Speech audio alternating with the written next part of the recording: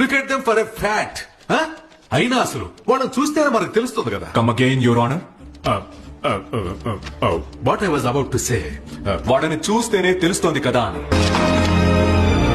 ఒక second standard లో ఇచ్చే పాఠ్య పుస్తకంలో ఈ విధంగా ఫేర్ అండ్ అగ్లీ అని వేరు చేసి చూపించి ఒక 6 ఏళ్ల పసిబిడ్డ మనసులో కేవలం రంగు అనే ఒక రాజకీయ విత్తనం నాటబడుతోంది. The politics of discrimination, the politics of hate. అంతెందుకు, కోర్టు వారి నోటితోనే వాళ్ళని చూస్తే తెలియదా అనబడే దారుణమైన కుల రాజకీయాలు ఇక్కడ జరుగుతున్నాయి. నలుగురిని బట్టలు ఊడదీసి నడి రోడ్లో కొడుతున్నారు. కానీ అది జరిగింది బీహార్లోనేగా. మాంసాన్ని రవాణా చేసిన వ్యక్తిని ఒక గుంపే వచ్చి కొట్టి చంపింది. కానీ అది యూపీలోనేగా. పోలీసులు పిలిచారని వచ్చిన ఇద్దరిని కస్టడీలో తీసుకుని దారుణంగా చంపారు. కానీ అది తూత్తుకుడిలో కదా. ఒకడు ఆకలి బాధని తట్టుకోలేక ఆహారాన్ని దొంగిలించాడని ఒక ఆదివాసీ యువకుడిని అందరూ కలిసి దారుణంగా కొట్టి చంపారు. అది జరిగింది కేరళలోనే కదా. అంటే కాదు, ఇవన్నీ జరిగింది ఇండియాలో. ఇండియా